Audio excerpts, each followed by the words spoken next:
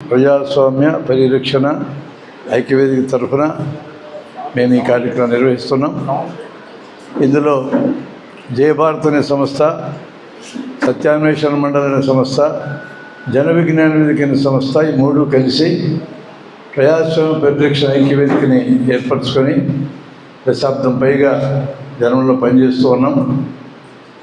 ఈరోజు దేశవ్యాప్తంగా ప్రజాస్వామ్యం చుట్టూ, మరీ ముఖ్యంగా ఎన్నికల కమిషన్ చుట్టూ అనేక వివాదాలు చర్చ జరుగుతున్నాయి. ఈ సందర్భంగా ప్రజల్లో మా ఉద్దేశాన్ని కూడా స్పష్టంగా చెప్పాలనే ఉద్దేశంతో పెట్టాం. మేము ఏ రాజకీయ పార్టీకి అనుబంధంగా పనిచేసే వాళ్ళం కాదు. మాకు రాజకీయాలు ఉంటాయి, రాజకీయాలు చూస్తాం, పరిశీలిస్తాం, విశ్లేషిస్తాం. తప్పు ఉంటే తప్పు అని చెప్తాం, ఒప్పు అంటే ఒప్పు అని చెప్తాం. అధికారులు ఉన్నవారికి లేదా అపోజిషన్ ఉన్నవారికి అనుకూలంగానూ ప్రతికూలంగానూ పనిచేసే కార్యక్రమం మాకు ఉండదు. మేము ఉన్నట్టు చూడడానికి మేము ప్రయత్నం చేస్తాం. మేము ఎక్కడైనా తప్పుగా అవగాహన చేసుకుంటే మమ్మల్ని ఎవరైనా సరిదిద్దొచ్చు. ఆ ప్రకారం మేము కూడా మార్చుకోవడానికి సిద్ధంగా ఉంటాం. ఎన్నికల కమిషన్ కొత్త చట్టం ప్రకారం ఏర్పడింది. అంతకుముందు ఒక కమిషనర్ చాలా కాలం ఉన్నారు. ఆ టైంలోనే అందరికీ బాగా గుర్తున్న పేరు టిఎన్ శేషన్ గారు. ఆయన ఎన్నికల కమిషన్కు ఉండే పూర్తి అధికారాన్ని వాడుకొని ఎన్నికల కమిషన్ ఎటువంటిదో ప్రజలందరికీ తెలియజేశాడు. ఆయన అన్న మాటల్లో, నేను ప్రభుత్వ ప్రతినిధిని కాదు, ఈ రాజ్యాంగానికి ప్రతినిధిని, నిష్పాక్షికంగా ఎన్నికలు జరపటమే నా పని, ఎవరు గెలుస్తారో గెలవడానికి సంబంధించింది కాదన్నాడు. ఆయన అలాగే పనిచేశాడు. ఆయనలాగా నిబద్ధతతో పనిచేసిన వాళ్ళు లేకపోలేదు. కానీ ఈయన చిరస్థాయిగా జనం మనసులో నిలబడ్డాడు.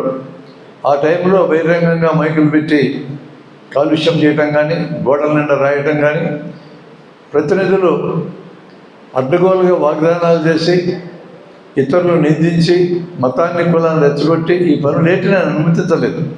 ప్రజలందరూ సంతోషించారు. కానీ ప్రభుత్వంలో ఉన్న పార్టీలకి, అపోజిషన్లో ఉన్న పార్టీలకి కొంత నచ్చలేదు.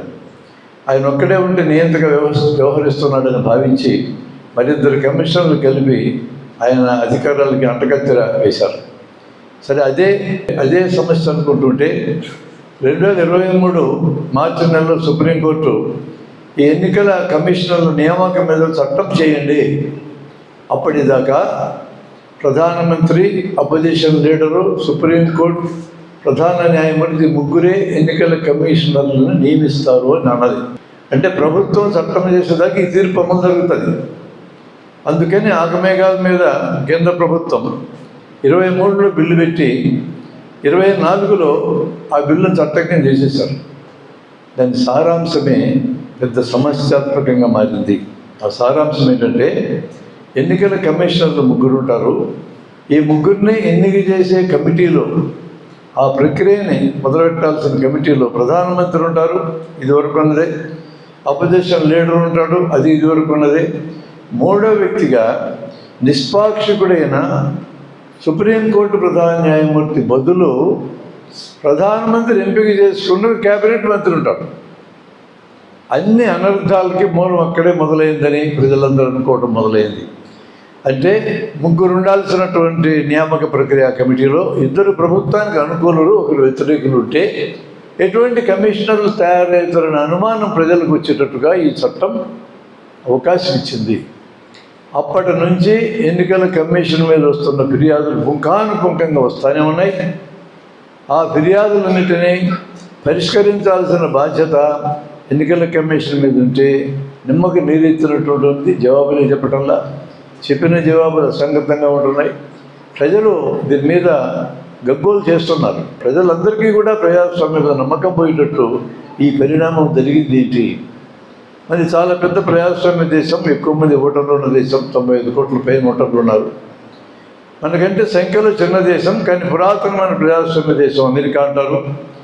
అందులో పోయినసారి ట్రంప్ ఓడిపోతే, నేను ఓడిపోలేదు గెలిచానని చెప్పి తన అనుయాయుల్ని వైట్ హౌస్లో దండెత్తులు చేశాడు.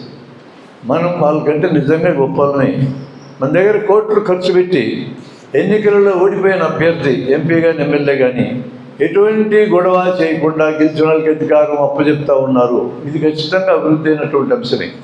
ప్రపంచమంతా మన వైపు చూస్తుంది. అతిపెద్ద ప్రజాస్వామ్య దేశమైన ఈ దేశం ఈ ప్రజాస్వామ్య స్ఫూర్తిని, రాజ్యాంగ స్ఫూర్తిని నిలబెట్టుకుంటుందా, పోగొట్టుకుంటుందా అని చూస్తున్న ఈ తరుణంలో ఈ సబ్జెక్టుని పెద్ద ఎత్తున జనంలోకి తీసుకెళ్ళటం న్యాయమని మేము అనుకొని ఈ ప్రయత్నం చేస్తూ ఉన్నాం.